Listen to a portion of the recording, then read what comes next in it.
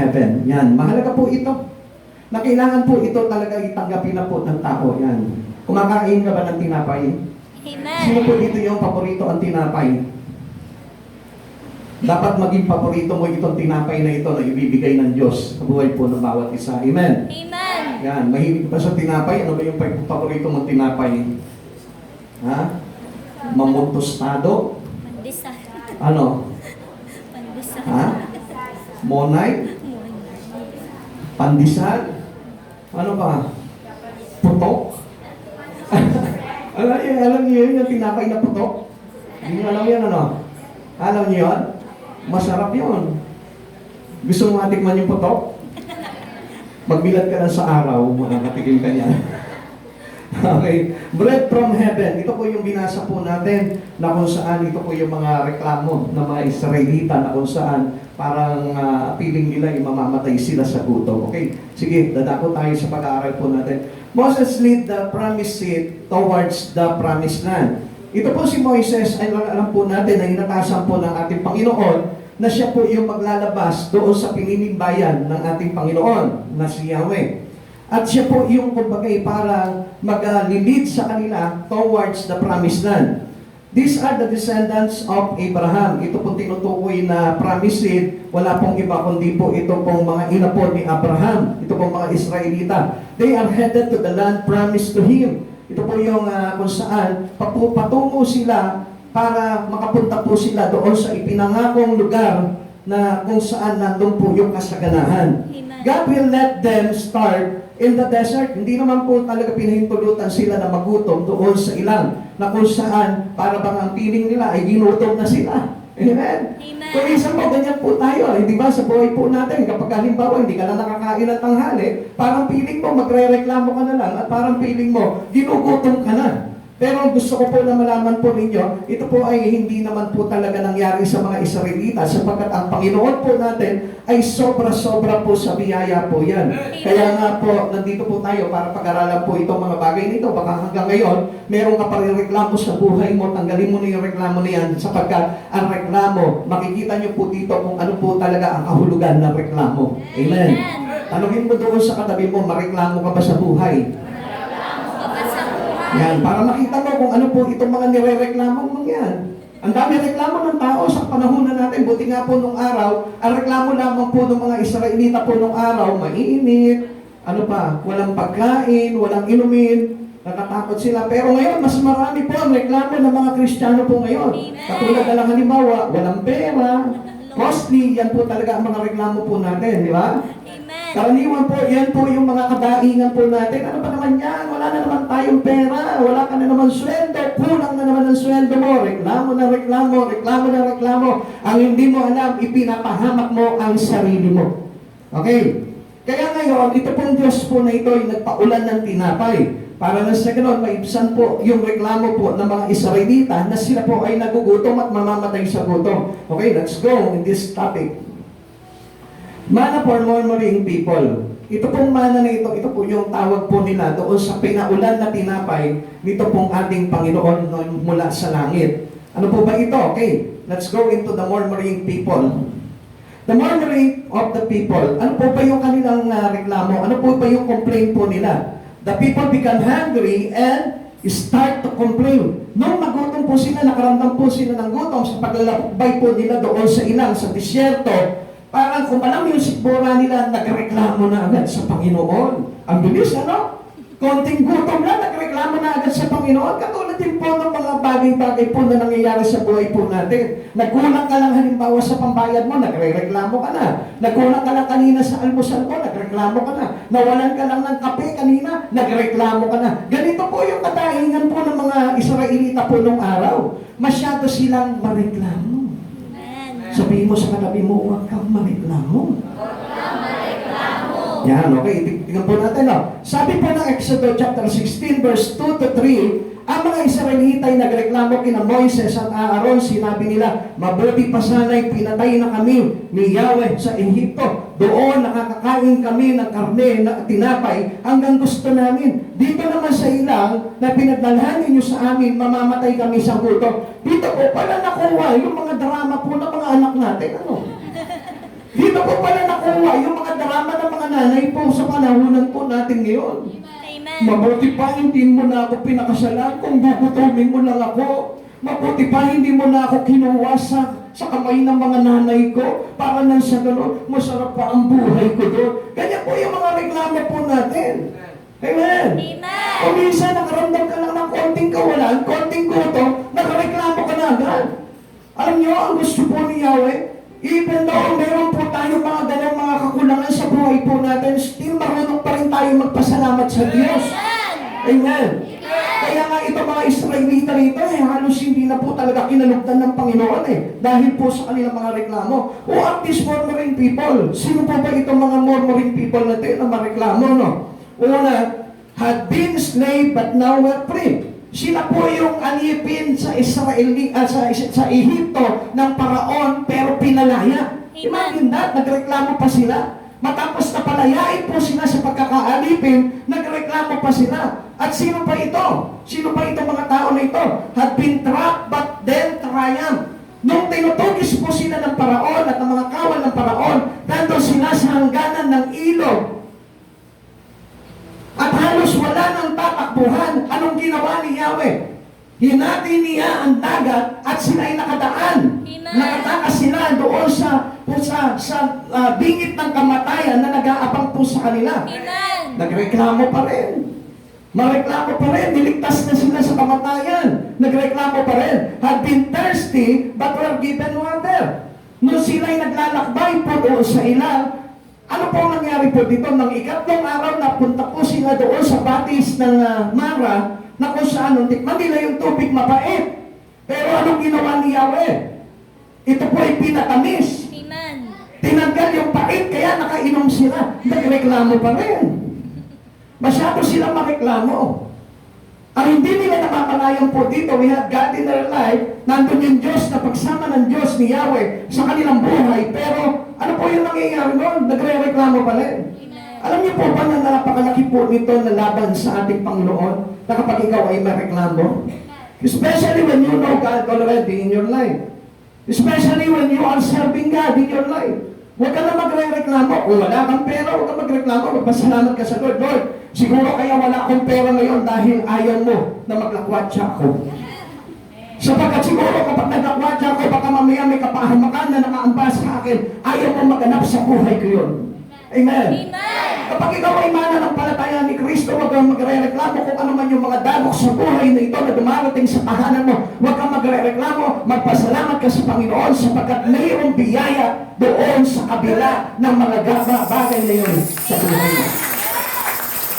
Siguro kaya ka wala ng trabaho sapagkat ayaw ng Diyos na ito na maupos yung panahon mo sa pagtatrabaho sapagkat ayaw ng Diyos na makalimot ka sa Kanya. Alam niyo po ba, napakabuti po ng Diyos na ito. Nung sila po ay nauuhaw, ang Diyos na ito, anong ginawa? Nagpabukal ng tubig doon sa malaking bato, nakainom sila. Yung mapait na tubig doon sa batis ng Mara, pinatamis ni Yahweh, nakainom sila. At alam niyo po ba, dito pa lamang po, panalo na sila sapagkat natagpuan na po nila ang Diyos sa buhay po nila. At nagsasabi sa kanila na sa kauhawan mo, nandun ako. Sa kagutuman mo, nandun ako. Sa kahirapan mo, nandun ako. Sa kawalan mo ng pananalapi, nandun ako. Alam mo po kayo po yung sinasabi sa inyo ng Lord. Kaya lang hindi natin makita itong mga bagay na ito sapagkat hindi gumagana sa atin yung espiritu na inilagay sa atin ng Panginoon. Ano nga po yung sabi po sa atin? He cannot give us the spirit of fear. Ano yung binigay sa atin na espiritu ng Diyos? Espiritu ng kapangyarihan, espiritu ng pag-ibig, at espiritu ng pagpipigil sa sarili. Sa madaling salita, it is the Spirit of Jesus dwelling upon your life. Ibinigay sa iyo ng Diyos yan para makita mo na sa kabila ng kauhawan, mayroong tubig na pupukal sa iyong puso. Amen. Ano po ba sabi po dito ng John chapter 7 verse 38? Ang sumasampalataya sa akin ayon sa sinabi ng kasulatan, mula sa kanyang puso ay dadaloy ang tubig na nagbibigay buhay. Ang overflowing water in your heart. So what is this overflowing water? It is Jesus, the Spirit of Jesus. Yan po yung bubukal sa puso niyo na kung saan hindi ka dapat magreklamo at hindi ka dapat magamba sa buhay na ito. Kung ikaw ay dumaranas ng mga pagsubok na ito, nananatili si Kristo kasama mo. Amen. Amen! Una pa lang, alam nyo, niligtas na po itong mga Israelita sa kamay po ng Paraon. Dapat nga po, hindi na po sila nangangambay. Napakabigat na nga po ng mga pinagdaanan po nila sa kamay po ng mga Paraon. Pero hindi po sila pinabayaan ng Diyos. Amen! Tapos, nakita po ni Yahweh na sa konting kagutuman lamang, nagreklamo na sila, na sa konting uhaw lamang, nagreklamo na sila. Alam niyo po, nung unang-unang nakilala mo niyo si Jesus sa buhay niyo, nung unang-unang pagkakataon na ikaw ay dumalo sa mga gawaing katulad dito, yun pa lamang ay hindi ka na dapat na matakot sa buhay mo. Amen! Sapagkat doon sa oras na yon na nakilala mo si Kristo sa buhay mo, wala ka na dapat na ikatakot sapagkat the overflowing grace of God is in you. Nasa iyo yun eh. Yung kapag ng Diyos nasa sa'yo na yun. Kaya lang alam nyo, ang daming mga tao inaayawan itong mga ganitong bagay eh. Yung offer ng Diyos sa buhay po nila, inaayawan. Pero yung offer ng tao, yun ang kinagrab po nila. Ano po ba sabi po sa atin dito, kapahamakan yun? Kapag ikaw ay nagtiwala sa lakas ng kapwa mo. Amen! Sapagkat alam niyo po ba, ang Diyos, ang daming ino-offer ng Diyos sa buhay po natin para hindi po tayo magutom. That's why He is the bread of life. Amen. Kaya nga po siya po yung pagkain ng buhay eh. Amen. Amen! Okay, tuloy po natin. What their grumbling did to them. Ano po ba yung naging kaganapan po nito sa buhay po nila, yung kanilang pagre-reklamo. They them saying things they did not mean. Minsan, di ba, sa halip po na kapag tayo nagre-reklamo, hindi niyo po ba napapansin, nakakapagsalita tayo ng hindi maganda sa Diyos? Minsan, para baka sinusumpa natin ng Diyos kapag may mga bagay na nangyayari sa buhay po natin. Hindi niyo po ba natatandaan nung minsan nagalit ka na sa Diyos because of your grumbling? Minsan sinabi mo sa Diyos, ayoko na maglingkod. Lagi na lang ganito, lagi na lang failure.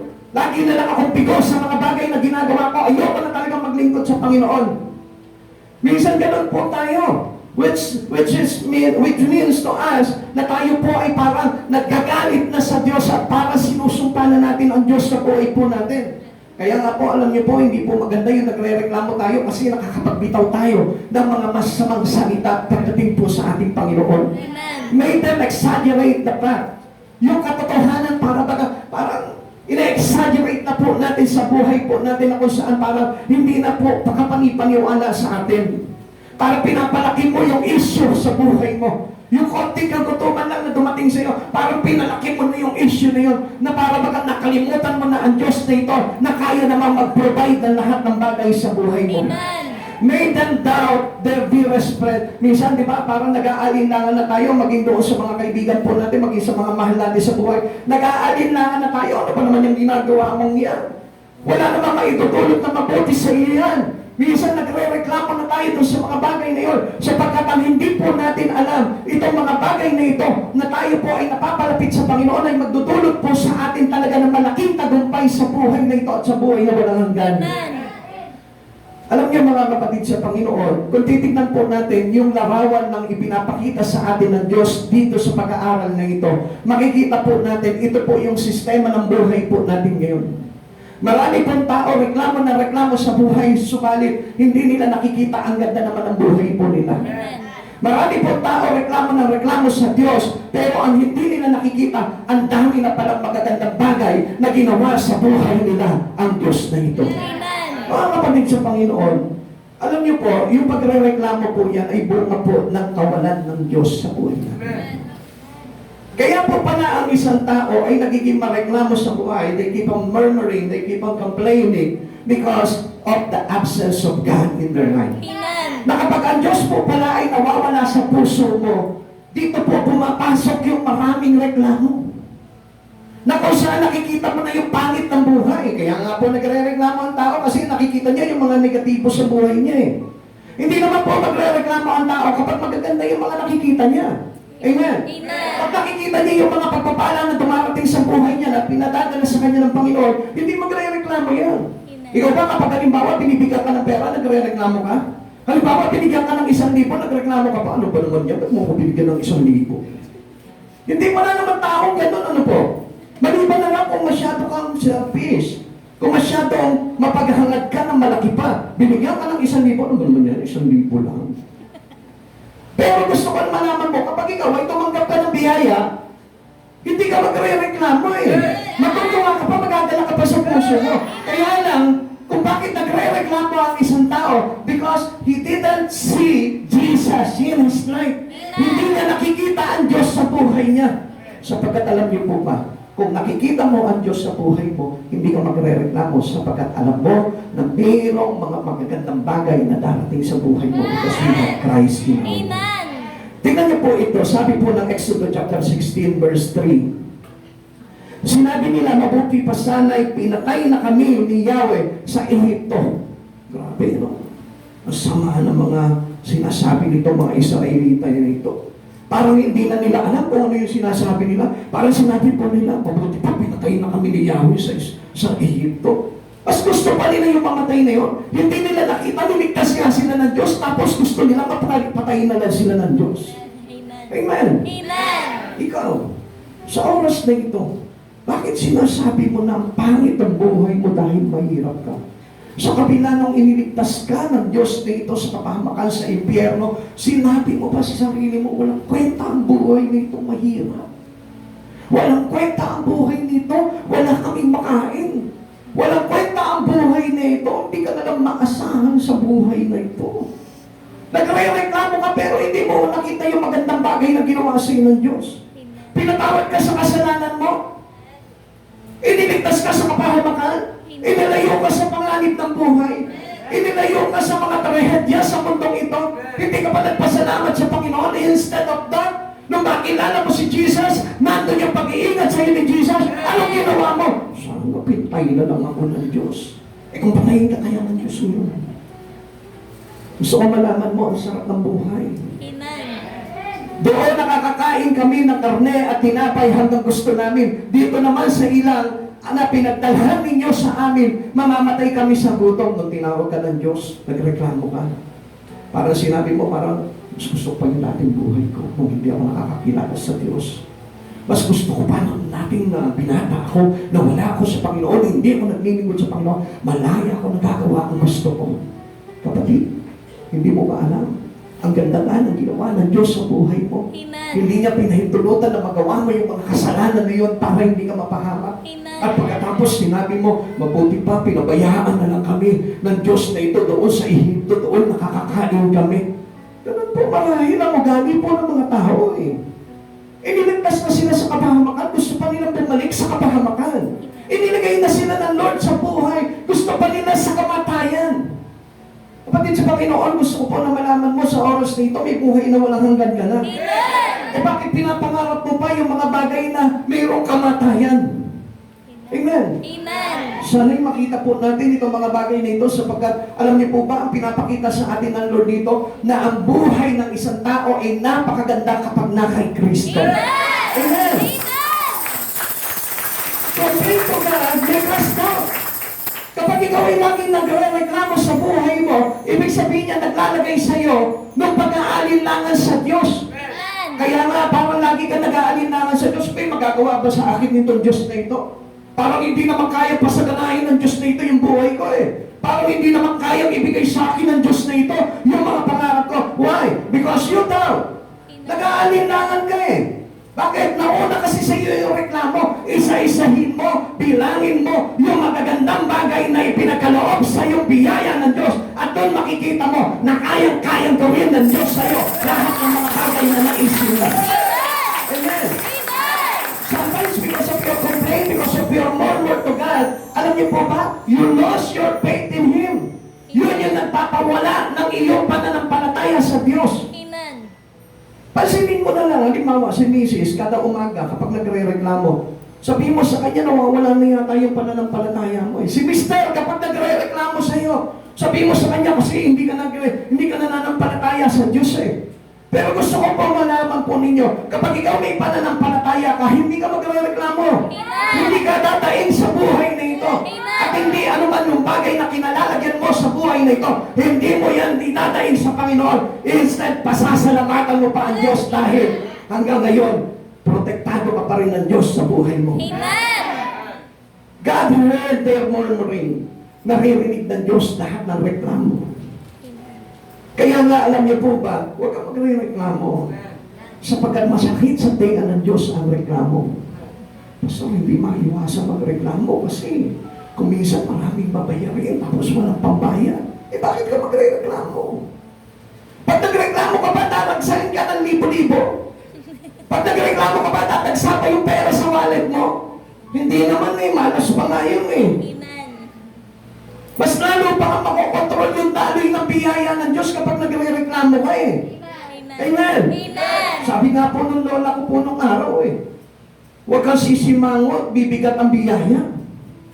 Totoo naman po yun. Kaya tignan mo yung katabi mo, kapag nakasimangot yan, laging walang pera yun. O di ba? Saksi ka dyan. Amen. Kaya nga kapag nakikita mo yung kaibigan mo, kapag nakasimangot, siguro wala kang pera, no? Dalawa lang itatanong mo dyan. Wala kang jowa? O wala kang pera? O tignan mo yung katabi mo ngayon. Dalawa lang yan. Kung may pera man yan, walang yung jowa. Kung may jowa man yan, walang pera. Pero hindi na ganun sa mga Kristiyano. Sa mga Kristiyano, kahit walang pera, walang jowa, masaya. Amen. Amen. Gusto nyo patunayan ko sa inyo na kapag ang isang Kristiyano, kahit walang jowa, ay masaya? Tingin ka dito. Oo, di ba? Baka may gusto mag-apply. Humahabol na. Hello? Naintindihan niyo po ba yun? Ang reklamo sa buhay ay laging nandun sa pandinig ng Diyos. At gusto ko po na malaman po ninyong masakit sa tenga ng Diyos ang reklamo ng isang mananampalataya. Sabi po ng Exodus chapter 16 verse 4, sinabi ni Yahweh kay Moises, pauulanan ko kayo ng tinapay mula sa langit araw-araw, palalampasin mo ng bahay ang mga tao para mamulot ng kakainin nila sa maghapon. Sa pamamagitan nito'y susubukin ko kung susunod sila sa aking mga tagubilin. Still, there is a command that we need to obey. Ang Diyos na ito, sa kabila ng mga reklamo mo, nagpapaulan pa rin ng biyaya sa iyo. Amen. Na hindi mo ba napapansin, supposed to be, hindi ka dapat papaulan na ng biyaya ng Lord dahil mareklamo ka. Pero, dahil sa grace ng Lord, sa habag ng Diyos, dahil sa awa ng Diyos, nandiyan pa rin siya, nagpapaulan pa rin ng biyaya. Amen. Pero alam niyo, mas masarap ang pagpapala na dumating sa buhay po natin kung wala kang reklamo. Amen. Pansinin mo, kapag ang biyaya ay nakuha mo sa pagrereklamo mo, walang kwenta. Naranasan mo na ba yun? Naranasan mo na ba yun? Yung nagreklamo ka sa asawa mo, sa mister mo, ano pa naman niya? Bakit hanggang ngayon wala pa rin tayong pera? Ano pa naman niya? Bakit hanggang ngayon wala ka pa rin naiaabot sa akin? Napilitan yung mister mo. O, ito na. O. Meron ka naman pa ng pera, ba't hindi ka nagbibigay? Nareklamo mo kasi. Hindi ka marunong maghintay. Amen. Alam mo, kapag marunong ka maghintay sa Panginoon, masarap ang biyaya. Amen. Kaya tuloy, hindi naging masarap yung entrega ni Mr. na pera kay Mrs. sapagkat barika. Amen. Sabi mo sa katabi mo, huwag kang mareklamo. Hindi sasarap ang pagpapala. Kaya kung minsan may mga biyayang dumarating sa buhay po natin na walang sarap. Kaya kung minsan may mga tinatanggap ng biyaya sa buhay nito, hindi nagiging masarap, hindi enjoyable. Yung biyaya na tanggap mo, you know why? Naunahan na ng reklamo. Alam mo, kahit wala kang pera, ngumiti ka lang na ngumiti at magpuri ka na magpuri sa Panginoon. Pagdating ng biyaya, feel na feel mo ang sarap ng biyaya. Amen. Amen. Kung nakita niyo yung iba, hindi na makangiti kasi ganun sila Nauuna yung reklamo Kailangan muna magwala sa bahay bago dumagsa ang pagpapala. Amen. Di ba? Kailangan muna magkapasag-pasag yung mga pinggan doon sa platera. Amen. Bago bumaba yung tinapay ng pagpapala ni Yahweh. Amen. Amen. Alam niyo po ba kung minsan napipilitan na lang ang Diyos na magpaulan ng biyaya sa buhay ng pamilya mo Bakit? Kasi wala ka nang ginawa. Pag-isip mo pa lang sa umaga, reklamo ka na agad. Dapat ang pangalan mo, Rekla. Ang pangit. May sounds like, may katulog. Pag lalaki, Reklo. Hello? Bakit? Reklamo ka na, reklamo eh. Pagkagising mo pala ng umaga, reklamo ka na agad, walang makape. Ha? Huwag kayo magre-reklamo, hindi sumasarap ang pagpapala ng Diyos pag nagre-reklamo. Amen? God heard their murmuring, lagi naririnig po ng Diyos yung mga daing po natin. Kaya nga ayaw ng Diyos yung dumadaing eh. Kasi kung wala ng pananampalataya po yun. Their murmuring was really against God. Tandaan po natin, yung iyong pagre-reklamo, laban po sa Diyos yan. At ito po yung naglalagay po sa atin sa kasalanan. Kapag lagi ka nagre-reklamo, okay yan, sabihin mo ngayon sa katabi mo, o yun na pala. Pag nagre-reklamo ka, kasalanan pala sa Diyos yan. Nagrereklamo ka, kasalanan sa O sino dito yung laging lumalabas sa Diyos? Eh, pasuri, hindi ako lumalabas sa Diyos. Eh, kanina lang nagre-reklamo ka eh. Wala kang pamasahin, sabi mo. Hello? O tingin kayo dito. Sino dito yung mga reklamador sa buhay? Pero mo dito, si Mr. Reklo. Huwag ka na magre-reklamo ngayon.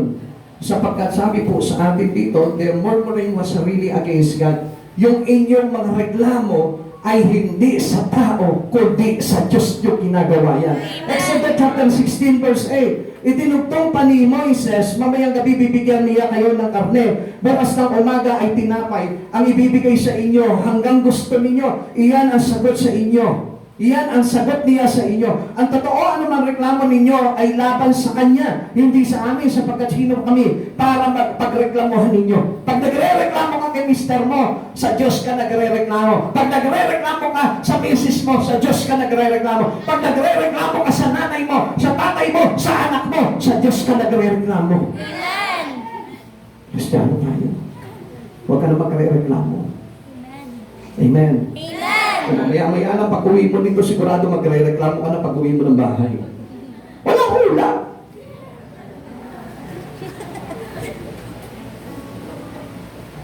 Tandaan nyo, lahat ng reklamo ay ginagawa natin laban sa Diyos. Amen. Every complaints, every murmur, we do it to God. Sa Diyos natin ginagawa yun. Kaya kahit na magreklamo ka doon sa kapitbahay mo, ireklamo mo yung kapitbahay mo na laging nagmamarites sa'yo, nagre-reklamo ka sa Diyos. Amen. Yan nyo lang. Kung anong gusto nila sa buhay nila, maging source ka ng kagalakan sa buhay ng tao. Amen. Eh yun po yung libangan nila. Doon sila nasisiyahan na i-chismis ka palagi. Bigyan mo ng kaligayahan. Amen. Huwag ka magre-reklamo. Sabi nung iba, magreklamo ka sa barangay. Huwag na. Kasi pag nagreklamo ka sa barangay, sa Diyos mo rin ginawa ang reklamo. Pastor, ikaw may kaso. Huwag ka na magreklamo. Papaya mo sa Diyos. Amen. Amen. Amen. Pastor, kung ako may kaso, patay ka. Ikaw ang may kaso eh. Amen. Ngayon, ano po ba dapat po talaga dito? Huwag ka magre-reklamo. Because the overflowing grace of God will be with us. Amen. Ibubuhos ng Diyos sa atin yung kanyang hamag kapag hindi tayo nagre-reklamo. Amen. At hindi tayo pagkukulangin ng Diyos kapag tayo po hindi marunong magreklamo. Ikalawa, the mercy of God. Tignan po natin, ano po ba itong hamag ng Diyos na ito? Ito yung kasagutan sa reklamo mo. Na kahit na hindi ka magreklamo, ang Diyos nakikita ka.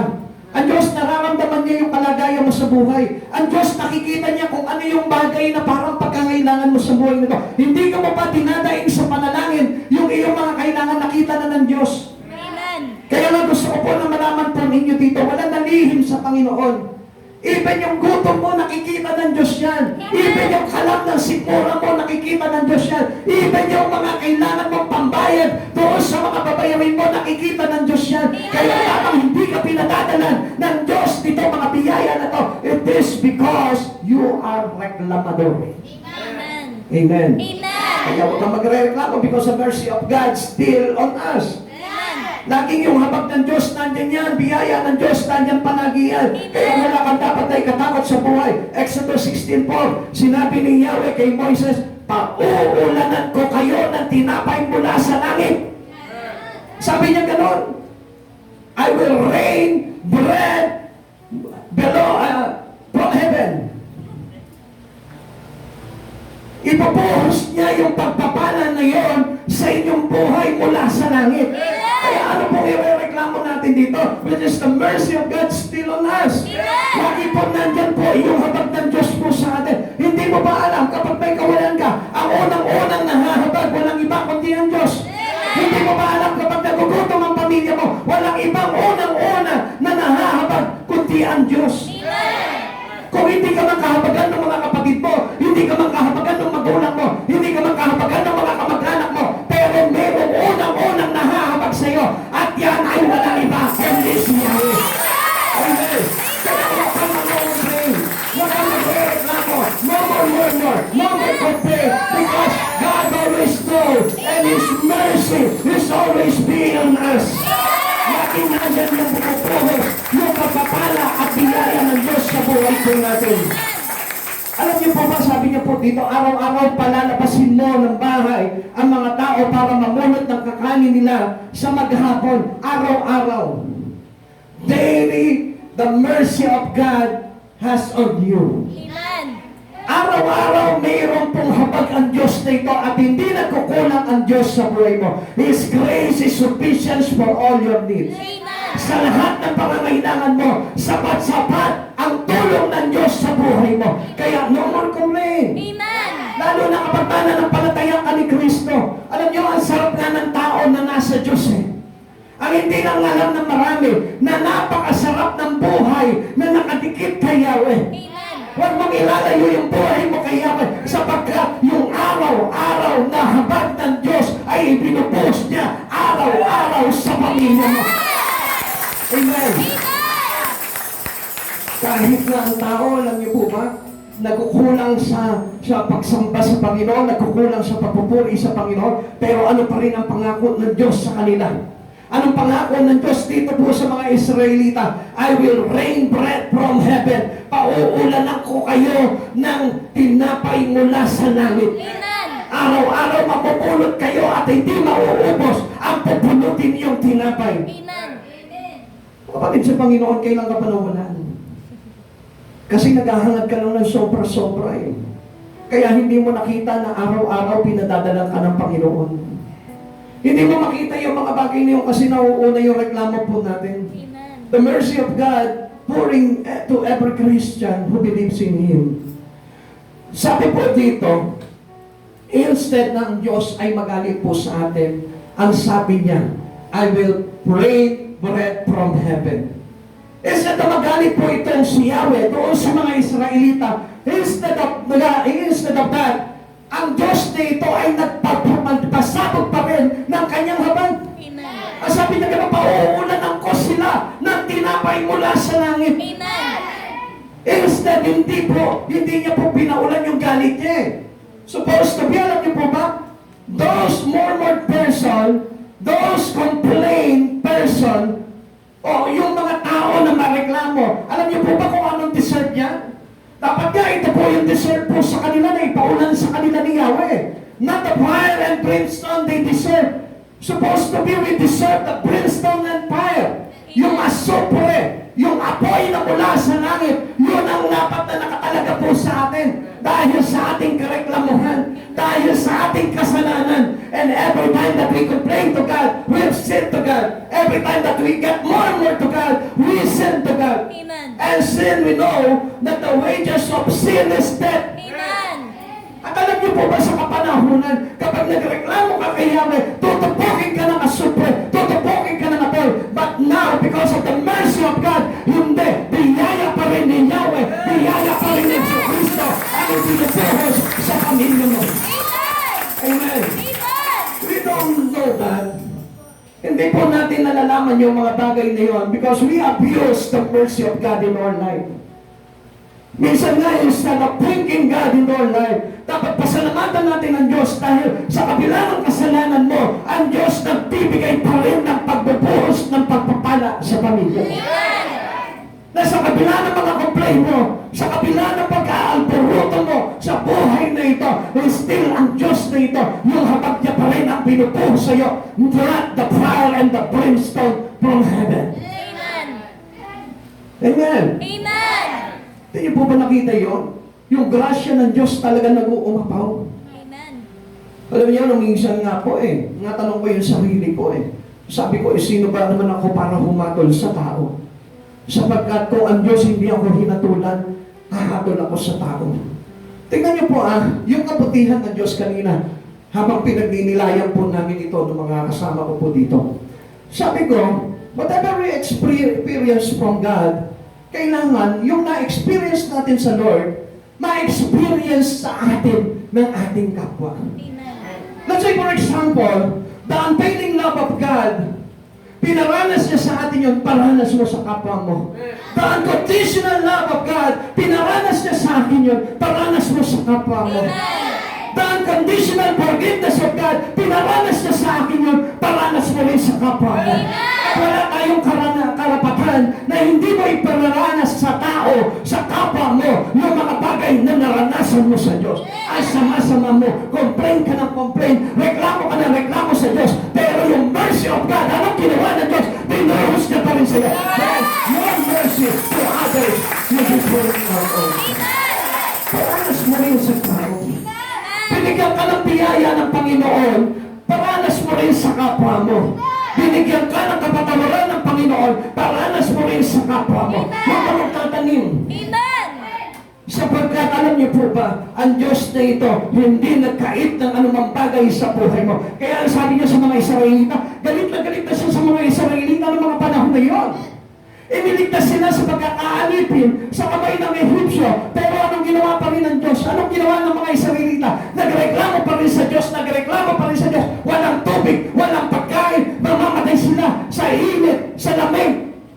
Reklamo pa rin sila ng reklamo. But instead of brimstone and fire, anong pinagkaloob sa kanila ni Yahweh? Anong binuhos mula sa Yahweh? The grace and mercy of God. Kaya nga kung masusukat mo lamang po yung talagang kagandahan loob ng Diyos, ikaw mismo mahihiya ka sa sarili mo kapag ikaw ay hindi nagbibigay ng mabubuting bagay sa kapwa mo. Amen. Amen. Amen. Kaya nga ano po ba sabi po dito? Whatever we experience from the Lord, then kailangan iparanas din natin sa kapwa natin because this is how we return whatever we experience from Him. Pakinggan niyo po ito. Ano man yung naranasan mo sa Diyos, iparanas mo sa kapwa mo sapagkat ano man ginawa mo sa kapwa mo, ipinalak mo sa Panginoon. Amen. Amen. Amen. Whatever you do to a person, you do it from God. Amen. Ano mang bagay na ginawa mo sa tao, sa Kanya mo ginawa.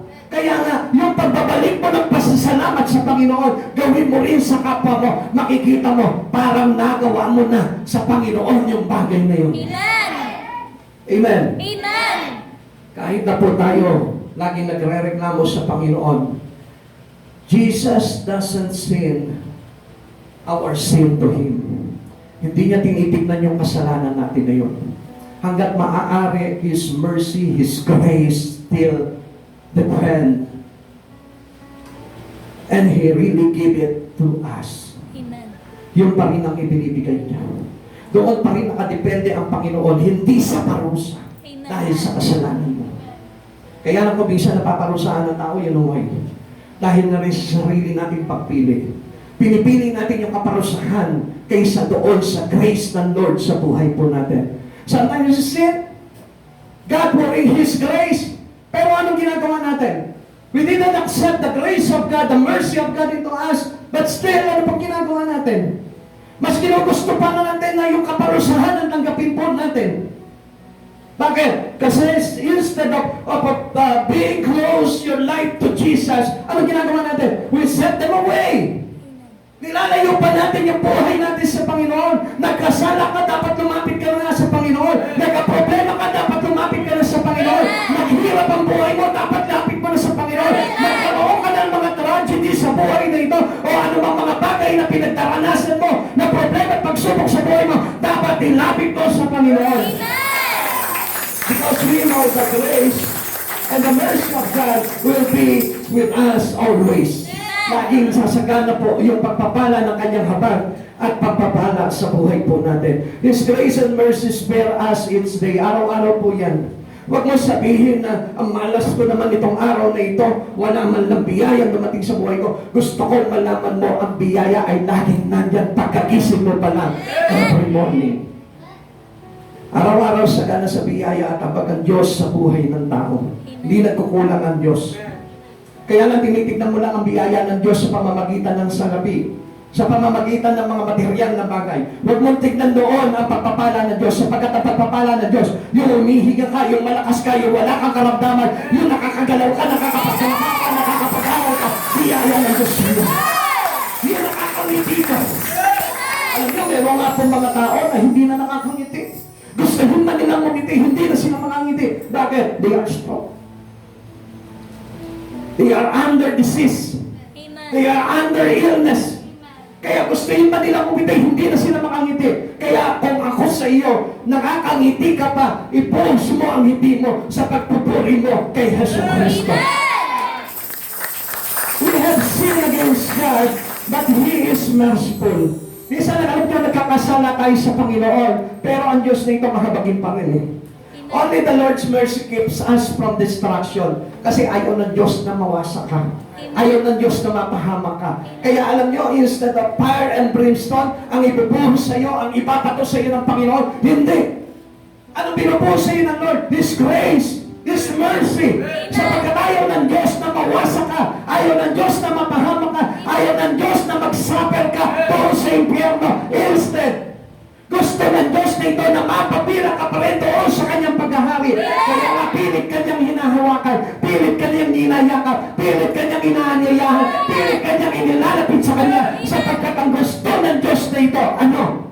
Maligtas ka. Kung hindi ka mapahamak sa buhay nito. Nakatandaan ko po nung araw, halos isumpa ko ang Panginoon eh. Sapagkat nung araw po, talagang grabe-grabe po talaga yung buhay na pamumuhay ko po nung araw. Lahat ng bisyo nasa akin na, lahat ng mga masamang gawa nasa akin na, araw-araw nagiinom ako, araw-araw nagdodroga ako, araw-araw nang-uumit ako ng hindi akin, para lamang may pang-droga ako, araw-araw nang-aagabyado ko ng mga kakababaihan po ng araw, araw-araw ang sama ng mga bagay na pinagagawa ko sa aking mga magulang. Pero anong ginawa ng Diyos sa buhay ko? Instead of giving me a destructions of life, hindi niya ibinigay sa akin yun. Nahabag pa rin siya sa akin, naawa pa rin siya sa akin. At anong ginawa niya? Sinave niya yung buhay ko nito. It is the same with you right now. Pilit kang isinasalpa ng Diyos. Pilit kang inilalayo ng Diyos sa kapahamakan. And that was because of His mercy. Our God is a merciful God. What will keep us in our mind that Jesus is a merciful God. Hanggang maaari, hindi ka niya pipitiwan. Kahit nga kung minsan hindi ka na nag-church eh. Kahit nga minsan hindi ka na nagpe-pray. Kahit nga minsan hindi ka na tumatawag sa Kanya. Kahit nga na minsan hindi mo na hinahawakan yung Biblia mo, pinupuklat mo at pinabasa mo. Anong ginagawa pa rin ng Diyos sa iyo? Hindi ka pinaparusahan, kundi pinupost mo pa rin sa iyo yung kanyang habag para maligtas ka. Alam niyo, kung ang kakulitan lamang katulad ng kakulitan ng Diyos, ang sarap ng mga makukulit. Kung ang kakulitan lamang po sa mundong ito ay katulad ng pauulit ng Diyos sa buhay mo para hindi ka mapahamak, ang sarap ng may ganitong kakulitan. Pero hindi. Minsan tayo yung kakulitan natin nakakainis. Nakakaubos ng pasensya. Pero still ang Diyos, yung kakulitan pong yun, pinalitan niya ng kanyang sariling kakulitan. Yung kanyang divine kakulitan. Yung kanyang tinatawag na divine toughness. Kapatid, gusto ko na malaman mo, ang Diyos na ito ayaw niya talaga na mawasak ang buhay mo. Amen. Kung bakit ka nandito ngayon, it is the purpose of God. Gusto niya kasi maligtas ka. Ang kulit mo, lagi ka na lang nagre-reklamo sa Panginoon, pero still, andito ka pa rin, tinuturuan ka pa rin na worship ka niya. Amen. Alam niyo, yung habag po ng Diyos yan kung bakit hanggang ngayon nandiyan pa rin po tayo tinatawag ng Panginoon. Minsan, di ba, parang halimbawa, parang ayaw na nga natin katapuin ng Diyos sa buhay po natin kasi nasarapan na tayo sa takbo ng pamumuhay natin sa mundo eh. Sa totoo lang naman talaga, ang sarap po ng mga bagay na makasalimutan. Ano po? O bakit hindi ka makapag-amen? Totoo naman eh. Amen. Masarap nga ito, kaya lang, ito yung maglalagay sa atin sa kapahamakan. Amen. Pero, gusto ko po na malaman po ninyo, change those good days into the days in God. Palitan mo yung good taste mo sa mundong ito. Palitan mo ng panlasang masarap kay Kristo. At makikita mo hindi mapapahamak ang buhay mo kahit anong nangyari. Because He is a merciful God. And He keep us from destruction. Sabi po ng Panaghoy chapter 3 verse 22 to 23, pag-ibig mo, Yahweh, ay hindi magmamaliw, kahabagan mo'y walang kapantay. Ito ay laging sariwa. Bawat umaga, katapatan mo'y napakadakila. New every morning, great is thy faithfulness. His mercy, His grace is new every morning. Great is thy faithfulness. Ang sarap ng habag ng Diyos. Tapat na tapat talaga ang Diyos. At hindi niya talaga hahayaan na mawasak ang buhay mo basta-basta. Kaya nga nandito ka ngayon. Kaya nga tinatawag ka ni Jesus. Kaya nga pinagbabago ni Jesus yung buhay mo. Because He is a merciful God. And He doesn't want you to be distracted. Amen. Ayaw ng Diyos na ito na mawasak. He doesn't want you to be destroyed by the enemy. Huwag mo piliin na mawasak ang buhay mo. Piliin mo pa rin ang Diyos sa buhay mo. Amen. Sabi niya po dito sa English, ang sarap pakinggan dito sa English, because of the Lord's great love, we are not consumed. Di tayo maubos-ubos dahil sa napakasarap na pagmamahal ng Diyos na ito. For His compassions never fail. They are new every morning. Great is thy faithfulness. Amen. Ang sarap ano? Amen. Kaysa magreklamo ka na magbasa ka ng Biblia. At kapag nabasa mo ito, sa pagre-reklamo mo, gusto kong malaman mo, hindi ka na magre-reklamo. Masasanay ka na magpuri palagi sa Panginoon. Pag narinig mo yung mga salita at napakagandang mensahe ng Diyos dito sa Biblia na ito, hindi ka na magre-reklamo sa buhay. Amen. Sapagkat higit pa riyan ang naranasan ng mga tao na una po sa atin na nanampalataya kay Kristo, pero hindi sumuko sa kanilang Panginoon, sa kanilang pananampalataya sa Diyos. Amen. The Lord's mercies are new every morning. Bago na bago yan, every morning, merong biyaya ang Diyos sa atin. Hindi nagkukulang ang Diyos ng biyaya sa buhay mo. Kaya lang ayaw mo magkaroon ng kagalakan sa puso eh. Supposed to be, dapat nga po pag alam mo na pumupuhos na sa iyo, yung pagpapala ng biyaya at habag ng Diyos sa buhay mo, dapat nga nakangiti ka na, hindi mo na naiisip yung problema mo. Amen. Kaya lang, tila parang binagsakan pa rin kayo ng mundo. Tingnan mo ulit yung katabi mo, sa kangingiti yan. O, di ba? Tingnan mo ulit yung katabi mo. Sa kangingiti yan. Hindi na sila umingiti ngayon. Hello? Nandiyan pa po ba tayo? Amen. Ay, hari nawa, sumagot naman po kayo. Tanongin mo yung katabi mo, nandiyan ka pa ba? Nandiyan ka pa ba? The Lord's mercy I knew every morning. So, ibig sabihin po niya, hindi nauubusan ng Panginoon ng habag para sa atin. Alam mo, kung sa totoo lamang po, kung makikita mo yung sarili mo sa harapan ng salamin, kahabag-habag po tayo. Sapagkat sa kabila po ng mga kasalanan pinagagawa po natin sa buhay nito, kahabag-habag ang kasasapitan natin. Yung hindi ka marunong sumamba sa Panginoon, yung hindi ka marunong magbigay ng panahon sa Panginoon, kahabag-habag ang kasasapitan mo. Alam ni Jesus yan. Amen. Kung bakit nga si Yahweh hindi ka binibitawan araw-araw dahil nahahapag sa iyo ang Diyos sapagkat alam ng Diyos na ito na kapag hindi ka marunong magbasa ng Biblia, hindi ka marunong manalangin, hindi ka marunong magpuri, hindi ka marunong mag-church, gusto ko malaman mo kahabag-habag ang kasasapitan mo doon sa impyerno at ayaw ng Diyos na magyari yan sa buhay mo kung bakit ipinupost niya yung kanyang habag daily in the morning, every morning. Amen. Amen. Doon pa lang, pasalamatan mo na ang Diyos eh.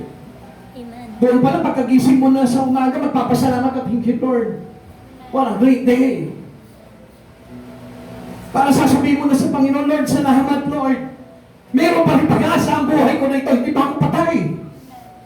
Sapagkat kapag hindi ka nakapalumbalik sa Panginoon at tinapag ka ng kamatayan mo, kahabag-habag talaga at kalunus-lunos ang kasasapitan. Amen.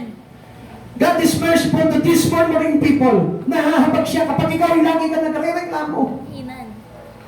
Nahabag si Yahweh kapag lagi nagre-reklamo itong mga Israelita nito sapagkat yung reklamo ay hindi maglalagay sa kanila sa kabutihan sa buhay. Kaya ano pong pinangako sa kanila ng Panginoon? He promised them bread from heaven. Pinangako niya, I will rain bread from heaven. Amen. Pauulanan ko sila ng tinapay mula sa langit.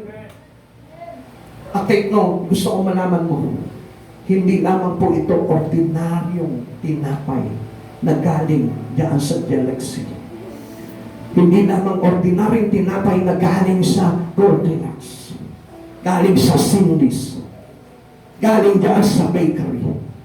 Ito po ay special bread which is our baker is no other than but God. Grabe! Grabe! Hindi ka natuwa kasi hindi ka kumakain ng tinapay. Pero kapag mahilig ka sa tinapay, imagine that your baker is no other than but Jesus. Eh minsan nga, yung iyong ang tawag po sa Tagalog daw sa baker, panadero. Minsan nga yung panadero mo din, yung gumagawa ng tinapay mo, minsan nalalaglagan pa ng pawis yung tinapay mo. Di ba? How delicious. Amen. Minsan may nakikita nga ako pag nagmamasa ng tinapay, oh.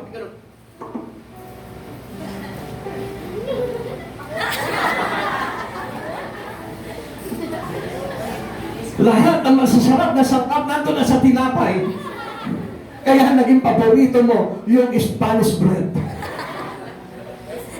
Kasi lasang Espanyol yung tinapay na kinakain mo. But this time, this is a good bread. And this bread is belong from heaven. Galing mo sa langit yung tinapay na yon. At yung tinapay na yon, alam niyo po ba kung sino ang panadero? Si Yahweh! At yung tinapay na yon, it is the special bread! It is the special bread! It is Jesus! Siya siya sa Kristo! Siya yung tinapay na minasa ng Ama para ipakain sa atin at mag-cause sa atin ng buhay mula ngayon. God is our baker. He is our baker. Exodus chapter 34 verse 6 to 7. Sabi po dito, sige po, upo tayo.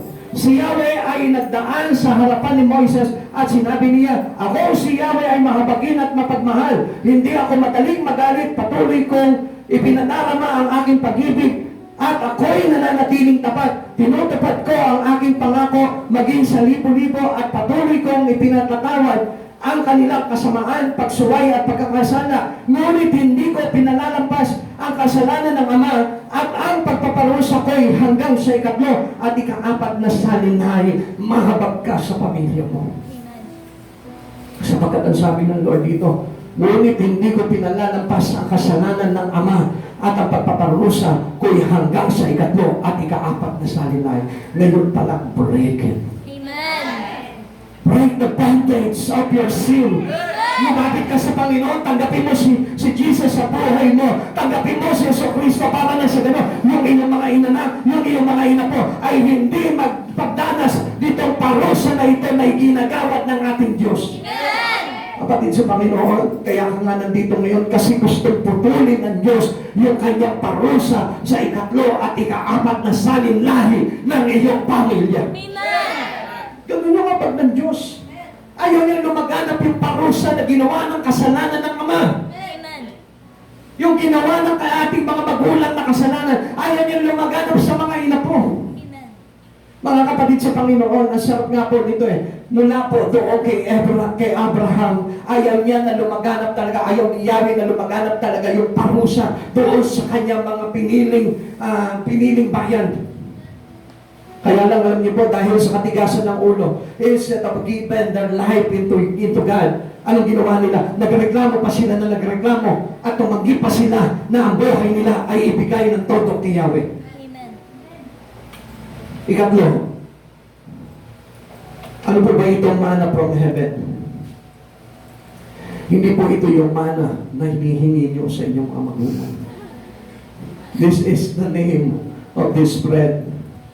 Ito po yung ipinangalan ng mga Israelita doon sa tinapay na yon, manna. The manna described, and I have said that this bread is baked for us by God. Ang Diyos po yung nagmasa nito, ang Diyos ang gumawa nito para ipakain po sa atin. Sabi po ng Exodus chapter 16 verse 14 to 16, na mapawi ang hamog, nakita sila sa lupa na maliliit at maninipis na mga bagay na parang pinipig. Hindi nila alam kung ano iyon. Kaya nagtanungan sila, ano ito? Sinabi ni Moises, iyan ang tinapay na bigay sa inyo ni Yahweh. At ito ang utos niya tungkol diyan. Bawat isa ay kukuha ng kailangan niya at ang mga kasama niya sa tolda, kalahating salok, bawat isang tao. Okay? Let us make a study about here. Ito pong mana na ito po ay walang iba na inidescribe po sa atin kundi si Jesucristo. He is the bread from heaven. Amen. Kaibigan po natin. Ito pong mana na ipinakain sa mga Israelita noon habang sila ay nagre-reklamo, habang sila ay nandun sa ilang. Ito po ay sa panahon natin ay walang iba kundi ang tinapay ng buhay. Walang iba kundi si Kristo. He is the bread of life. Okay, tingnan po natin po ito.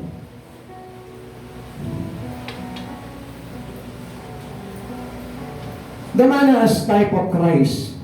Sabi po ng John chapter 6 verse 32 to 33. Nandiyan pa po tayo.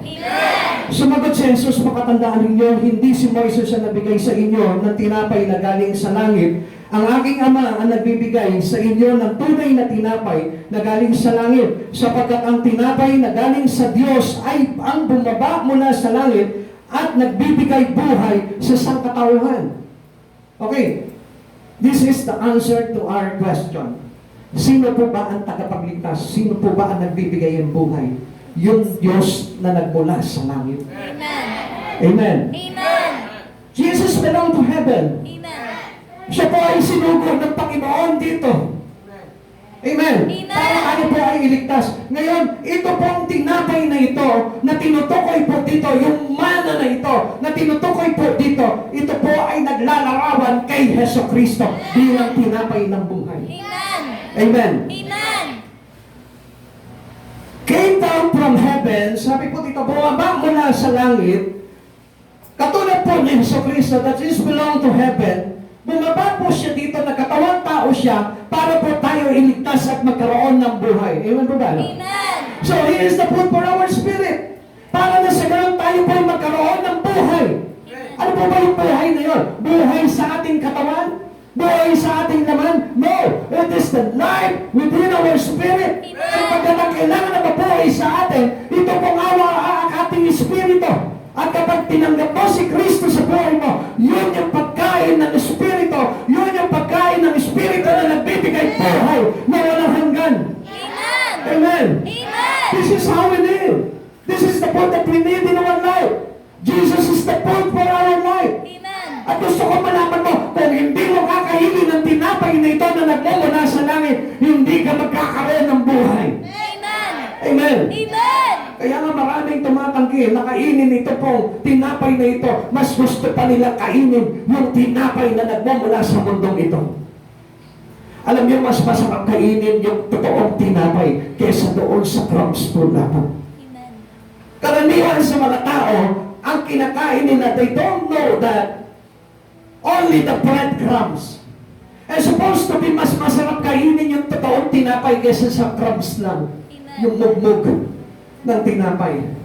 Pero alam nyo, mas yun ang pinipili ng tao. Yung breadcrumbs. What is this breadcrumbs? I believe we need God into our life. We need Jesus in our life. Not the breadcrumbs. Ang gusto ng tao, ang hinahanap ng tao, yung breadcrumbs. What are those things? The material things in the world. Your money. Yung tinuturing mong kayamanan sa mundong ito. These all are breadcrumbs. Lahat ng bagay na yan, lahat ng pinapahalagahan mo dito sa lupa, breadcrumbs lamang po yan. Mugmug ng tinapay. Amen. Amen. Amen. And you know that, na masigit na kailangan ng tao ay yung pong totoong tinapay, which is the bread of life, no other than but our Jesus. Amen. Siya po yung kailangan po natin. He came down from heaven. Sinugo po siya sa atin ni Yahweh. Sabi po dito, Exodus chapter 16 verse 4, sinabi ni Yahweh kay Moses, pauulanan ko kayo ng tinapay mula sa langit.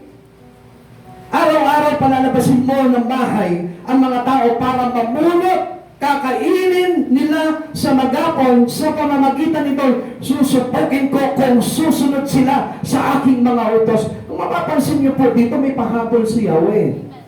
Ang pahabol ni Yahweh dito, matapos tayo paulanan ng tinapay at mamulot ng tinapay, mayroong inutos si Yahweh. Ang utos ni Yahweh dito, sa pamamagitan nito, susupukin ko kung susunod sila sa aking mga tagubilin. Amen.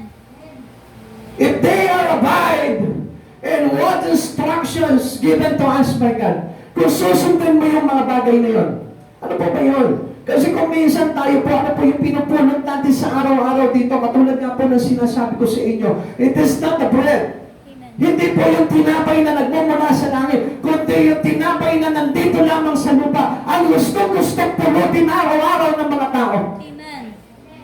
But the bread that coming from heaven is the one that pouring to us by God from heaven. Amen. Yung pagtinapay na yun ay may kinalaman sa salita ng Diyos na dapat nasundin natin at pagnilayan natin at kainin at pulutin natin sa araw-araw. Amen. This is the food from heaven na ibinuhos ng Diyos sa atin sa araw-araw. Sabi niya gano'n, pauulanan ko kayo ng tinapay mula sa langit. Remember that the word is Jesus. Amen. Amen. Remember that the word is Jesus. And Jesus is the word. At ano po yung ipinaulan ni Yahweh sa mundong ito? Walang iba kundi ang salita ng Diyos na dapat araw-araw pumutin natin, lumabas tayo, pumutin, basahin, i-meditate, at pagdadel, dinay-dinay, at kapatapos ko dito. Dito tayo makakasunod kay Yahweh. This is how God tests our obedience to Him. Amen. Kaya nga alam niyo po, marami pong Kristiyano ngayon hindi nagbabasa ng Biblia. Supposed to be, dapat araw-araw, binabasa natin ang Biblia para makuha natin yung totoong tinapay ng buhay at maglagay sa atin sa buhay na walang hanggan. Amen. Came to the wilderness of sin. Remember, tingnan niyo po ito. What a coincident a place that we have in our life. Kung papansinin po natin, ang sabi po dito, binuhos na pinaulan niya yung pong tinapay doon sa ilang ng sin. Hindi po ba si Jesus? Sinugo niya dito sa mundong ito na makasalanan. What a coincidence to God.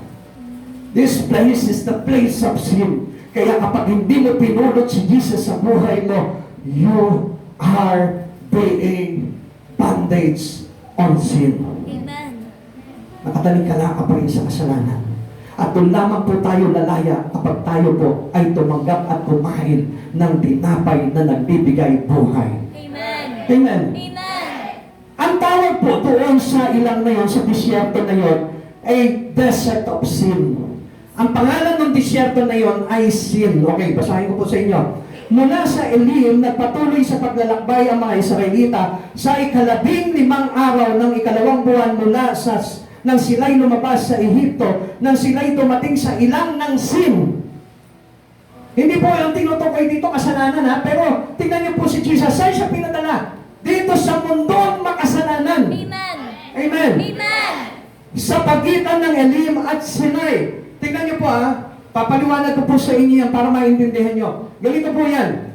The wilderness of sin or desert of sin. In Hebrew, medbar, sin. Ibig sabihin po nito is a geographic area mentioned in the Hebrew Bible as lying between Elim and Mount Sinai. Sin does not refer to the moral concept of sin. Hindi po yan yung tinutukoy na kasalanan. Pero, what a coincidence na nagkataong sin yung pangalan ng ilang na yon at yung pinagdala ng totoong tinapay na walang iba kundi the bread of life, Jesus, ay dito sa mundong makasalanan. Amen. Nakuha niyo po, yan naintindihan niyo? Amen. But comes from the Hebrew word sin. different name for this region. Now, kung napapansin po natin, all was being according to the purpose of God. Amen. Lahat ng pangyayari ay talagang nakabase na sa layunin po talaga ng Diyos. Kaya alam ng Diyos kung ano po yung magiging kasagot po sa ating mga reklamo eh. Alam ng Diyos na tayo ay makasalanan.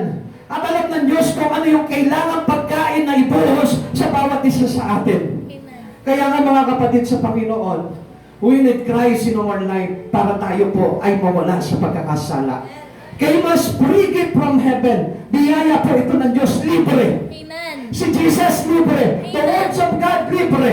Yung salvation mo, libre. Because of the grace of God. Kaya lang alam nyo, libre na nga, ayaw pang tanggapin. Libre na nga, hindi pa kinilala ng tao. Exodus chapter 16 verse 4, sinabi ni Yahweh kay Moses, pauunanan ko kayo ng tinapay mula sa langit, araw-araw palalabasin mo ng bahay at tao para mamulot ng kakainin nila sa maghapon, sa pamamagitan nito isusubukin ko kung susunod sila sa aking tagubilin. Came as a small thing, like Jesus. Ito po, as we describe the manna, ito po yung maninipis at maliliit na puting-puting. Kung mapapansin po natin, it is described accordingly to Jesus. Di ba ganito po si Jesus? He is a humble God for us. Napakababang kalooban, napakamalinis, napakaputit po sila, at walang pagkakasala. Amen. He is the manna from heaven. Exodus chapter 16 verse 14, na mapawi ang hamog, nakakita sila sa lupa ng maliliit at maninipis na mga bagay na parang pinipig. Yan si Kristo. Dumating siya sa atin dito, hindi malaki, hindi mataas, hindi matayo, hindi mayabang, mababa, mapagpakumbaba. Amen. Philippians chapter 2 verse 5 to 7. Naway magkaroon kayo ng kaisipan na tulad ng kay Kristo Jesus, kahit taglay niya ang kalikasan ng Diyos, hindi niya pinagpilitang manatiling kapantay ng Diyos. Sa halip ko sa niyang pinitawan ang pagiging kapantay ng Diyos at mamuhay ng isang alipin, ipinanganak na siya bilang tao at nang siya'y maging tao. Mas pinili niya pa maging tao kaysa maging Diyos. Para lamang tayo isalba. Para lamang po tayo mabigyan ng buhay na walang hanggan. Ganun po siya. Minsan ang tao po ngayon mareklamo. Minsan nalapit lang sa Panginoon, ang daming mareklamo. Kaya nga alam niyo po, our complaints to God make us sin. At hindi po nakakalugod sa Panginoon na kapag ikaw lumalapit ka sa Panginoon na marami kang reklamo. Ano ba naman yan? Kailangan ba talagang pagniguran ng Diyos na yan? Ano ba naman yan? Kailangan ba talaga na pumunta araw-araw niya? Ano ba naman yan? Kailangan ba magbasa ng Bible? Kailangan ba talaga mag-pray? Kailangan ba na mag-prayer meeting? Kailangan ba ng Bible study? Ang dami reklamo ng tao. Samantalang si Jesus is God. Amen. He is the answer for every sin. Siya po yung redemption po natin. Amen. Kung babasa din mo, walang reklamo. Tayo yung tutubusin. Tayo yung hahanguin. Tayo yung ililigtas. Tayo yung nandun sa kasalanan. Pero tayo pa yung laging nagre-reklamo sa Kanya. Ano ba naman yan nakakapagod pumunta sa church? Ano ba naman yan nakakaasas sa church? Ano ba naman yan mainit sa church? Ano ba naman yan nakakainip sa church? Ano ba naman yan nakakaantok sa church? Dami natin reklamo sa buhay that make us sin. Instead na ang Diyos mapatawad tayo sa kasalanan at mailigtas po tayo, ano nangyayari sa atin? Your complaint makes you sin to God. Amen. Amen. Amen. Kaya nga hindi ma-recognize ng tao ang Diyos eh. Bakit? Kasi sa sobrang complaint nila, sa sobrang reklamo nila, sa sobrang pagmamormor nila sa buhay na ito, hindi nila makilala ang Diyos sa buhay po nila. Amen. Na kahit na nasa harapan nila ang Diyos, hindi pa nila makita ang Diyos. Na kahit na nangungusap na sa kanila ang Diyos, hindi pa nila makita ang Diyos. Nakabunan na sila ng kanilang sariling pag-iisip sapagkat hindi nila nakilala ang Diyos na nandun na pala sa kanilang harapan. Amen. Because of their complaint. Amen. Was not recognized for what it was. Hindi na nila na-recognize na ito, na itong si Jesus. And the word is Jesus, hindi na rin nila makilala. Kaya nga ang daming nagdududa sa words of God. Why? Because they didn't recognize Jesus. Amen. Amen. Amen. Ang daming hindi ma-recognize talaga na si Jesus na yung kaharap nila, na si Jesus na yung kausap nila, na si Jesus na yung kasama nila. Dahil, bakit po hindi nila makilala? Bakit hindi nila ma-recognize? Because of their complaint. Amen. Because of many problems that complain them.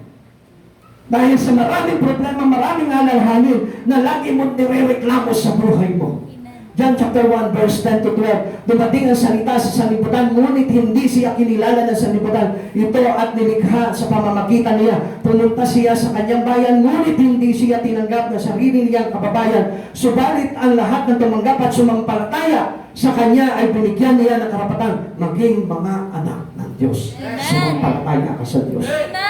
Sumampalataya ka, tanggapin mo ang salita ng Diyos. Tinanggap mo si Kristo, tinanggap mo yung tinapay na nagmumula sa langit, tinanggap mo yung tinapay ng buhay, maliligtas ka. Amen. Amen. And I want you to know that this word is sufficient for all our needs. Amen. What sufficient for each day need? Alam natin na kapag binasa mo ang Biblia sa buhay mo, yan yung tutugon sa lahat ng mga pangangailangan mo sa araw-araw. Ano po sabi po dito? What sufficient for each day's need? Yan po ay makakatulong sapat sa atin sa pang-araw-araw po natin. Exodus chapter 16 verse 18. Ngunit nang takalin nila ang kanilang nakuha, ang kumuha ng marami ay hindi lumabis at ang kumuha ng kaunti ay hindi naman kinulang, sapat lang sa kanila ang kanilang nakuha. Kapag ikaw, mayroon kang Diyos sa buhay mo, yung buhay sa araw-araw mo makiging sapat. Amen. Hindi ka magkukulang. Although hindi lumalabis. Ang daming iba gusto sumagano, sobra ang kanilang kayamanan sa buhay nito. Sapat na mayroon ka sa isang araw. Amen. Sapat na kumakain ka.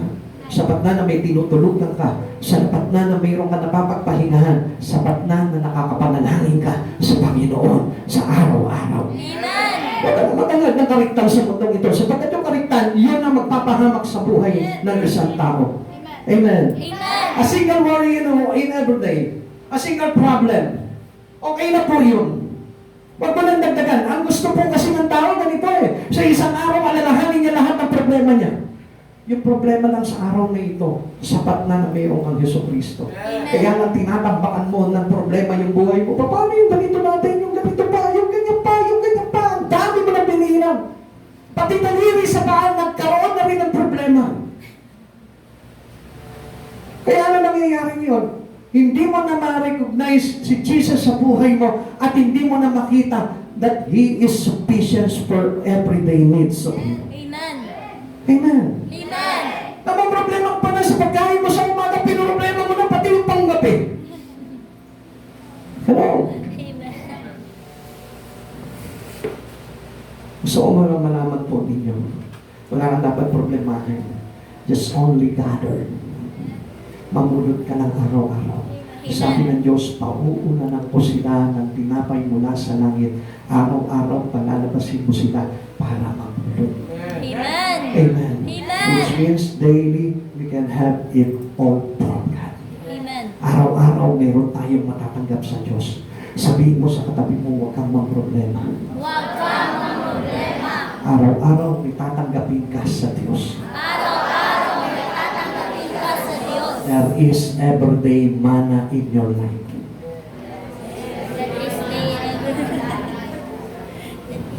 Kung meron kang manna from heaven, meron kang manna sa buhay mo. Amen. May mamanahin ka pa. Amen. Amen. Amen. Sabi po dito, only, sabi niya po gano'n, mamumulot ka lang. Was gathered by stooping. Sabi po dito, pag sinabing word stooping, ano po ba ibig sabihin po niyan? Stooping to bend the body forward and downward, sometimes simultaneously bending the knees. Hallelujah. What does it mean? Ang pamumulot po natin, supposed to be, yumuyo ka at minsan sabay pa na niluluhod mo yung dalawang paa mo. This is how we gathered manna. Amen. Naintindihan nyo? Yes. Ganito po dapat tayo mamulot ng mana. Ano po yung pinupulot natin? Pakisigaw. Mana. Ano yung pinupulot natin? Mana. Paano tayo mamulot ng mana? Lord. Nakayukot, nakaluhod. So what does it mean? May pagpapakumbaba. Paglutin mo si Jesus. He is the man of God. Paglutin mo si Jesus ay ang buhay. May pagpapakumbaba. Amen. Amen. Amen. Because Jesus is talking gathering us why He gathered us. Amen. Why He gathered the people on earth. He has stopped into in His needs. Amen. Nagpakumbaba rin si Jesus, hindi siya nagmataas, hindi siya nagmalaki. Like a good example for every one of us. Ganon din po tayo dapat na kumuha ng tinapay ng buhay. Exodus chapter 16 verse 17, na mamulot niya ang mga Israelita, kumuha ng marami at kumuha ng kakaunti. Kunin mo yung sakdal ng dami kay Jesus at makikita mo mag-overflow yung buhay na ulang sa buhay. That's right, speaking of purity. Ito pong mana na ito, na the bread coming from heaven is very white. Amen. Puti-puti po ito means purity. Si Jesus na bumaba dito, He is white. Amen. Kaya nga po, walang negrong Jesus. Sa kapag naman nakakita, negro Jesus. He is white. Kaya kung meron kang Jesus Christ na negro, tapon mo na yun, hindi si Jesus yun. Amen. Because Jesus is white. He was white, speaking of purity. Kasi pasilang puting-puti ito si Jesus nito. At gusto kong malaman mo, bumaba si Jesus nito, puting-puti, walang karumihan. Para na sa ganon, malaganapan ka ng kalinisan ng kapanakan ng Jesus. Amen. Exodus 16 verse 31, mana ang itinawag ng mga Israelita sa pagkain pinupulot nila. Ito'y parang buto ng kulantro, maputi at lasang galyetas na minasa sa pulot. Ang sarap ni Jesus, ang tamis ni Jesus, kakaimas ni Jesus, nagpapagay sa kamay si Jesus. Amen. Amen. Amen. Nakapagsinanda po si Jesus sa buhay mo, ipinasok mo sa buhay mo si Jesus, yung kaputihan, yung kapanalan, yung kalinisan ni Jesus, papasok sa buhay sa pagkakao mo. Amen. 2 Corinthians chapter 5 verse 21, hindi nagkasala si Kristo, ngunit alang-alang sa atin, siya ay itinuring na makasalanan upang sa pakikipag-isa natin sa Kanya ay maging matuwid tayo sa harap ng Diyos. This is how we our life making us righteous in the sight of God. Amen. Para tayo maging busilak, para tayo maging matuwid sa harapan ng Diyos, kailangan tanggapin mo si Lord sa buhay mo. Amen. Purihin ang Panginoon. Was sweet to taste. Lasahan mo, ipigit mo ang mata mo sa oras na ito. Lasahan mo si Kristo na dumarating sa buhay mo. How sweet the taste it is. Exodus chapter 16 verse 31. Mana ang itinawag ng mga Israelita sa pagkain pinupulot nila. Ito'y parang buto na kulantro, maputi, lasang galyetas na minasa sa pulot-pukyutan. He is called darling from heaven. He is so sweet. Jesus is so sweet, so very sweet, tender and sweet.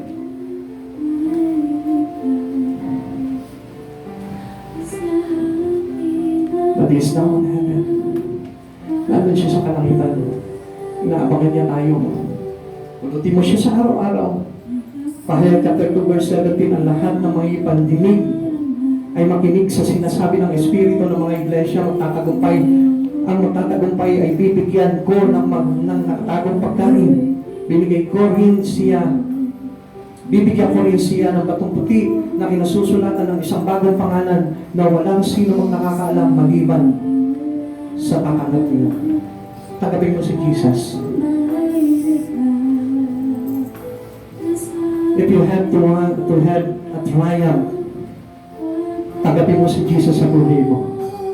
Come on. Kainin mo itong tinapay na nagmumula sa langit.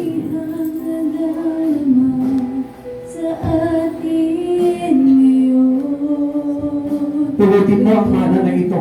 Ang tinapay na ito na may kababaang loob. Yung mukha ka sa pagpulot.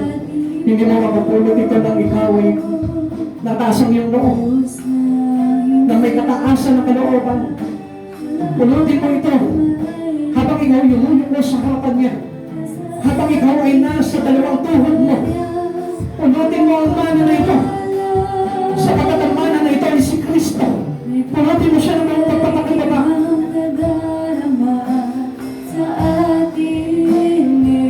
Gusto ng Diyos na ito ma-experience mo ang kapangalan ng Diyos. Gusto ng Diyos na ito na sa oras na ito mamulog ka ng tinapay na nagmumula sa langit.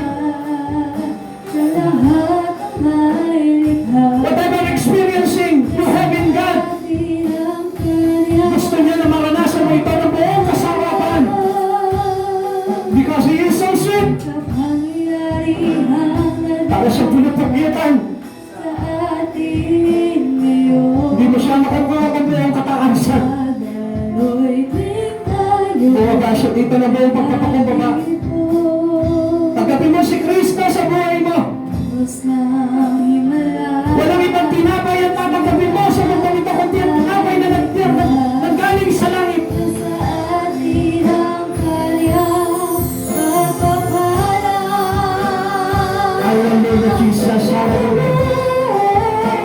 Pag-ibig na talisay, kagalas ng kulay, kagalingan at pag-asa.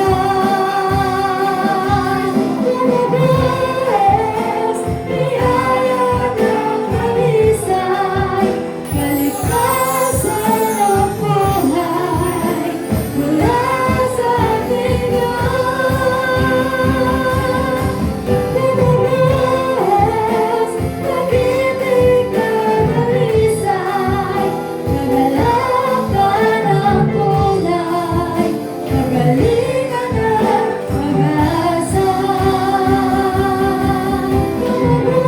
Lumabas, biyaya ng talisay, kalikasan ng buhay, mula sa ating may kapangyarihang nadarama sa atin ngayon. Dumadaloy din tayo'y naghatipon.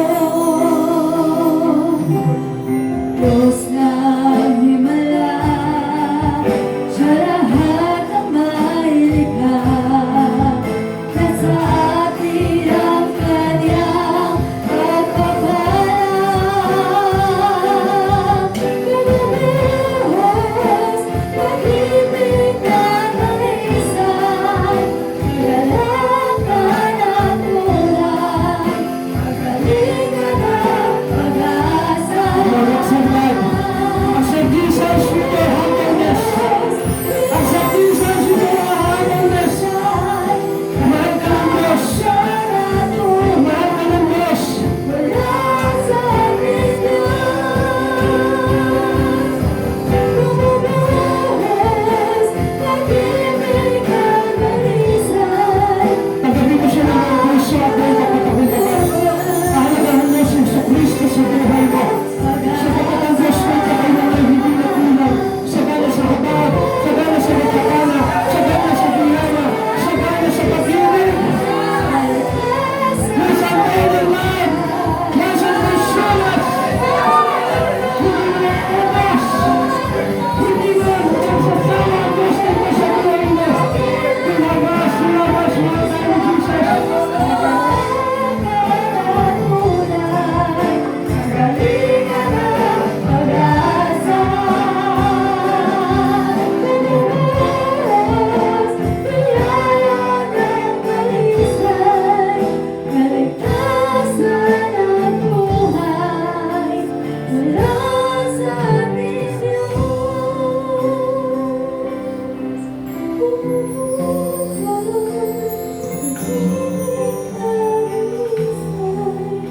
Jesus loves us. He came down to save us. Bumaba dito si Jesus para iligtas tayo lahat. Huwag mong pagkaitan ng sarili mo ng kaligtasan ng Diyos. Sabi niya, kung may pandinig ka, makinig ka. Gawin mo na ang mga bagay na ito bago pa matapos ng sandaigdigang ito. Kung may mga bagay ka na dapat na gawin para sa Lord, gawin mo na. Huwag mo nang ipagpaliban ang mga bagay na ito sapagkat ang Diyos na ito, pinapaulan ang kanan niya ng kanyang biyaya. Pinapaulan ang kanan niya ng kanyang pag-ibig at pagmamahal. Sapagkat hangad ng Diyos ang kaligtasan ng bawat isa sa atin. Mahal ka ng Diyos. Kung bakit mayroong mga pagsubok na dumarating sa buhay mo, sapagkat gusto ng Diyos na ito sa kabila ng pagsubok na ito, makita mo ang Diyos at hindi ka magreklamo.